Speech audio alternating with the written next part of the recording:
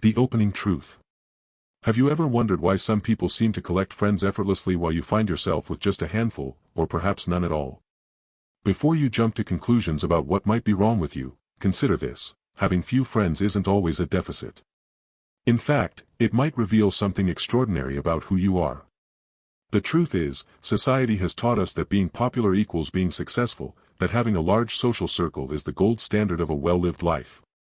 But what if that narrative is fundamentally flawed? What if the reason you have fewer friends has nothing to do with inadequacy and everything to do with possessing certain rare psychological traits that most people simply don't have? Today, we're going to explore 7 distinctive characteristics that are commonly found in people who maintain smaller social circles. These aren't weaknesses or social deficits. They're actually profound psychological qualities that set certain individuals apart. And if you recognize yourself in these traits, you might finally understand why your social life looks different from others, and why that's not only okay, but potentially a sign of psychological depth. Let's start with perhaps the most misunderstood trait of all: intellectual depth over superficial connection. The first rare trait is this: you value intellectual depth over superficial connection. And this isn't about being smarter than everyone else. It's about how your brain is wired to process social interaction. Most social bonding happens through what psychologists call phatic communication. That's the weather talk, the sports updates, the weekend plans conversation. It serves an important function in society, acting as social lubrication that keeps relationships moving smoothly. But for some people, these interactions feel utterly exhausting and ultimately meaningless. If you have this trait, you're someone who craves substance in conversation. You want to discuss ideas, explore complex topics, understand motivations, and dive into the philosophical questions that most people avoid at dinner parties. You're the person who, when asked, "How are you?" actually wants to give an honest answer and hear one in return, not just exchange pleasantries. The research from psychologist Matthias Mell at the University of Arizona found that people who engage in more substantive conversations report higher levels of well-being. But here's the catch: these deeper conversations are rare. Finding someone who both wants and can engage at that level is statistically uncommon. This means your pool of potential friends is automatically much smaller than someone who's satisfied with surface-level interactions. Think about it this way. Imagine you're at a social gathering. While others are comfortably discussing last night's game or their recent vacation, you're internally wondering about the nature of consciousness or the impact of technological advancement on human connection. You're not being difficult or pretentious. Your brain simply seeks complexity and meaning. But this creates a natural filter that dramatically reduces your compatible social matches. The result? Fewer friends. Not because you can't make them, but because you won't settle for connections that feel hollow.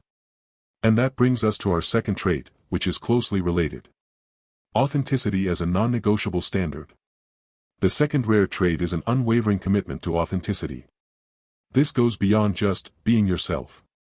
It's a psychological inability to maintain social masks for extended periods, even when it would make your life easier. Most people naturally adapt their personality to different social contexts. They present a slightly different version of themselves at work versus with family versus with friends. This social flexibility is actually considered a healthy psychological trait called self-monitoring, studied extensively by psychologist Mark Snyder. High self-monitors are chameleons who adjust their behavior to fit social expectations and are generally more socially successful. But if you have this trait, you're likely a low self-monitor. You present essentially the same self in all contexts. You can't fake enthusiasm for things that bore you. You struggle to laugh at jokes you don't find funny. You refuse to pretend you agree with opinions you find problematic, even when silence would be easier. This isn't rudeness or social incompetence. It's a deep psychological need for congruence between your internal state and external expression. The problem is that authentic living often conflicts with social harmony. Society runs on a certain amount of polite fiction. We compliment outfits we find mediocre. We express interest in stories we find dull. We minimize our real opinions to avoid conflict. These small acts of inauthenticity keep social wheels greased and relationships comfortable. When you refuse to participate in this dance, you're simultaneously demonstrating rare psychological integrity and making yourself harder to be around for people who prefer comfortable superficiality. You become the person who asks uncomfortable questions, who points out elephants in rooms, who won't go along with groupthink just to belong. Research by Dr. Susan David at Harvard shows that emotional authenticity correlates with better mental health outcomes. But it often comes at a social cost. People respect authenticity in theory but find it uncomfortable in practice. Your unwillingness to compromise your genuine self means you'll only form friendships with people secure enough to handle the real you. That's a much smaller group. This authenticity also means you're incredibly selective about who you let into your life, which leads us directly to the third trait. High standards and selective bonding. The third trait is having exceptionally high standards for relationships and being highly selective about who you invest your time and energy in. This isn't about being judgmental or elitist. It's about recognizing that your social energy is limited and treating it as the valuable resource it actually is. If you have this trait, you view friendship as something sacred, not casual. You're not interested in collecting acquaintances or maintaining dozens of lukewarm connections. You're looking for people who match your values, who reciprocate effort, who demonstrate consistency, and who bring genuine value to your life while you bring value to theirs. Psychologist Dr. Robin Dunbar's research suggests humans can only maintain about 150 stable relationships, with only about 5 being truly close. But most people spread their social energy across many superficial connections. You, on the other hand, would rather have 2 exceptional friends than 20 mediocre ones. This isn't social failure. It's social intentionality. Your selection process is rigorous, often unconsciously so. You notice when someone is a taker rather than a giver. You recognize emotional immaturity. You detect insincerity. You observe how people treat service workers, how they talk about others behind their backs, whether their actions match their words. These aren't conscious judgments as much as automatic assessments your brain performs. The result is that many people don't pass your internal screening process, not because they're bad people, but because they're not compatible with your particular needs and values. Where others might think, this person seems nice enough, you're thinking, do they have the emotional intelligence I need? Will this relationship be reciprocal? Do we share core values? This selectivity protects you from toxic relationships and energy vampires, but it also means you'll spend longer periods without close friends as you wait for the right people to appear. And when you combine this trait with our next one, the social isolation can become even more pronounced. Introspective nature and need for solitude. The fourth rare trait is a deeply introspective nature coupled with a genuine need for solitude. This isn't about being antisocial or socially anxious. It's about how you recharge, process experiences, and make sense of the world. If you have this trait, you're someone who needs significant alone time not just to rest, but to think. You process experiences internally. After a social interaction, you replay conversations, analyze dynamics, and extract meaning from what happened. You need silence and solitude to hear your own thoughts, to understand your own feelings, and to maintain a sense of self. The work of psychologist Elaine Aron on highly sensitive persons reveals that approximately 20% of the population has a more sensitive nervous system that processes information more deeply. These individuals need more downtime to process stimulation and often prefer solitary activities that allow for reflection. But here's where this affects friendships. Most friendships are maintained through regular contact and shared activities. They require time, energy, and social availability. When a significant portion of your time must be spent alone to maintain psychological equilibrium, there's simply less time available for socializing. You might want friends, but you also need 8 hours of solitude after 2 hours of socializing. This math doesn't work well with how most friendships operate. Additionally, your introspective nature means you're often in your own head, analyzing, contemplating, and exploring internal landscapes. This can make you seem distant or disengaged to others, even when you're perfectly content. People mistake your thoughtfulness for aloofness, your need for processing time as rejection, your comfortable silence as awkwardness. The philosopher Soren Kierkegaard wrote that, the more consciousness, the more self. Your introspective nature gives you a rich inner life that many people simply don't have. But it also means you're operating from a different psychological baseline than most people, one that requires solitude as oxygen rather than viewing it as isolation to be avoided. This trait often combines with the next one to create a particularly interesting psychological profile. Intense focus and passionate pursuits. The fifth trait is the capacity for intense focus and the tendency to pursue interests with passionate dedication. When you find something that captures your attention, you don't just dabble. You dive deep. You become consumed. You enter what psychologist Mihaly Csikszentmihalyi calls flow states regularly, losing track of time as you engage with your chosen pursuit.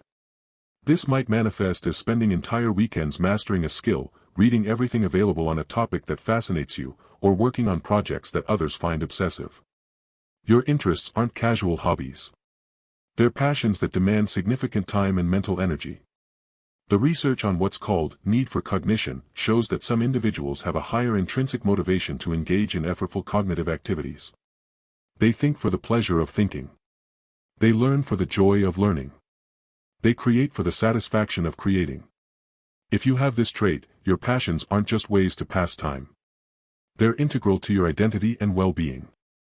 But here's the social trade-off: time spent in deep engagement with your interests is time not spent cultivating friendships. While others are at social gatherings or maintaining relationships through regular contact, you're at home working on your novel, perfecting your craft, or researching your latest fascination. You're not avoiding people. You're pursuing something that genuinely matters more to you in that moment. Additionally, your passionate interests might be niche or specialized, making them less relatable to the general population. Try explaining your excitement about Byzantine history, quantum mechanics, or experimental music composition at a casual social gathering. The more specialized your interests, the fewer people can connect with you about them. This creates a paradox: the very things that make your life meaningful, your passionate pursuits, often reduce your availability and relatability for friendship formation. You're not choosing your interests over people exactly. You're simply wired to find deep meaning in focused engagement rather than broad social connection. And this intensity of focus often coexists with our sixth trait, which adds another layer of complexity: heightened sensitivity and emotional intensity. The sixth trait is heightened emotional sensitivity combined with intensity of experience. This means you don't just feel emotions. You feel them deeply, complexly, and sometimes overwhelmingly. You're not just sad. You're existentially melancholic. You're not just happy. You're euphorically alive. You don't just notice things. You absorb them. This trait is related to what psychologists call sensory processing sensitivity. If you have this, you pick up on subtleties that others miss. You notice the slight change in someone's tone that indicates hurt feelings. You feel the tension in a room that no one else acknowledges. You're affected by violence in movies, suffering in the news, and the emotional states of people around you in ways that others find excessive. In terms of friendship, this trait presents unique challenges. First, your emotional intensity can be overwhelming for people who prefer emotional equilibrium. They see your depth of feeling as drama or instability rather than recognizing it as a different way of processing experience. What feels like authentic emotional expression to you feels like too much to them. Second, your sensitivity means you're easily hurt by things others brush off. A canceled plan, a forgotten text, a thoughtless comment. These aren't just minor annoyances to you. They feel like rejections, betrayals, abandonments. This isn't oversensitivity or taking things too personally. It's genuinely experiencing social interactions with more emotional impact than most people do. Research by Dr. Judith Orloff on empaths shows that highly sensitive individuals often struggle in relationships because they absorb others' emotions and need different emotional boundaries than less sensitive people. They require friends who understand this sensitivity rather than dismissing it, and those people are rare. Third, your intensity means you crave depth in all things, including emotional connection. You want friends who can handle complex emotional conversations, who won't shut down when things get heavy, who can sit with discomfort and work through conflict. Most people, frankly, can't or won't do this. They prefer keeping things light, avoiding difficult emotions, and maintaining comfortable distance. Your heightened sensitivity is both a gift and a burden. It allows you to experience beauty, connection, and meaning at levels most people never reach. But it also means navigating a world that often feels too loud, too harsh, and too superficial. And it pairs particularly interestingly with our final trait: independence and self-sufficiency. The seventh and final trait is a profound sense of independence and self-sufficiency. This doesn't mean you don't need or want connection. It means you've developed the psychological capacity to be complete within yourself. You don't need external validation to know your worth. You don't need constant social contact to feel secure. You don't need others to entertain you or make you feel whole. Psychologist Abraham Maslow's work on self-actualization identified autonomy as a key characteristic of psychologically healthy individuals. They have an internal locus of control and don't depend on others for their sense of self. If you have this trait, you've likely developed it through a combination of temperament and life experience, learning early that you could rely on yourself when others weren't available. This independence manifests in several ways. You're comfortable eating alone at restaurants, going to movies solo, traveling by yourself. You don't feel the social anxiety that drives many people to avoid solo activities. You've learned to enjoy your own company, finding it not just tolerable but genuinely pleasant. You have a rich internal life that doesn't require constant external stimulation or validation. The challenge with friendship is this: many relationships are maintained through mutual need. People bond over shared vulnerabilities, complementary weaknesses, and reciprocal dependencies. But when you're genuinely self-sufficient, you're not offering or seeking that traditional friendship glue. You don't need someone to complete you, validate you, or save you from loneliness. This can make you seem aloof or uninterested in deeper connection, when actually you're just not operating from a place of need.